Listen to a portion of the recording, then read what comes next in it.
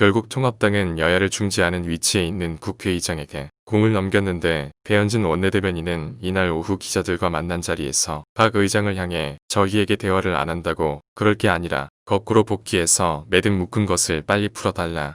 상임위 의원을 강제로 배정한 것부터 해서 본인이 푸셔야 할 숙제가 분명히 있다고 역설한 데 이어 법사위원장을 원점으로 돌리라는 의미냐는 질문에도 맞다. 이 문제를 풀어할 공은 민주당과 박 의장에게 있다고 힘주어 답했습니다. 또 김성원 통합당 원내수석 부대표도 이날 본회의 취소 소식이 나오자 민주당의 21대 국회의원 구성 강행 및 국회의장의 상임위원 강제 배정의 부당성을 주말 동안 지역구 활동을 통해 널리 알려주길 당부한다고 자당 의원들에게 문자 메시지를 보내며 여론전에 돌입한 모습까지 보여줬는데 김종인 비상대책위원장 역시 이날 초선 의원 간담회에서 개원이 언제 될 것이냐에 대해 상당히 초조할 텐데 여러분이 인내를 가져주면 좋겠다고 장기화 가능성까지 내비쳤습니다.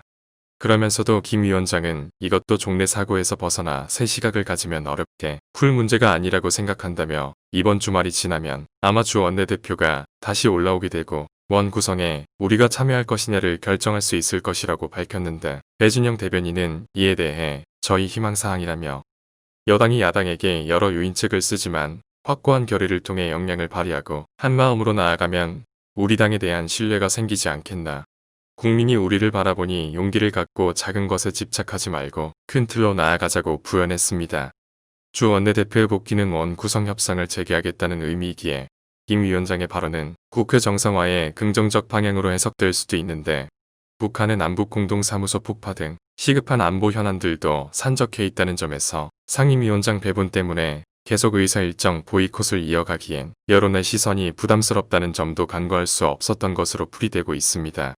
그래서인지 통합당 외교안보특위 위원장인 박진 의원은 19일 기자회견을 열고 상임위가 제대로 작동하지 않고 있는 상황에서 여당의 초당적 외교안보합동회의를 할 것을 제안한다며 파행 국회지만 한편으로는 대단히 중요한 안보 현안이 있으므로 초당적 논의를 위해 여당에 제의하는 것이라고 민주당의 손을 내밀었습니다.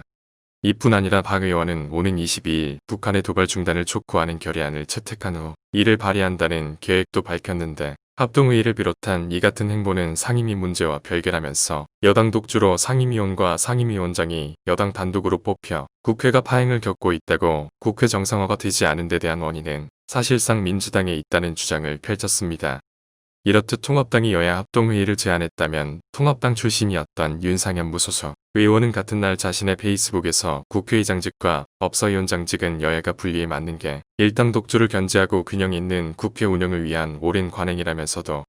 지금은 북한의 무력 시위가 계속되고 있고 코로나 민생 등 나라 안팎이 너무 화급하다. 박 의장 주재하에 여야 중진협의체를 보거나 대화와 협의를 통해 국회를 정상 가동하는 길을 모색해야 한다고 입장을 내놨는데 일단 민주당이 이 같은 야권의 제안에 응할 것인지 그 귀추가 주목되고 있습니다.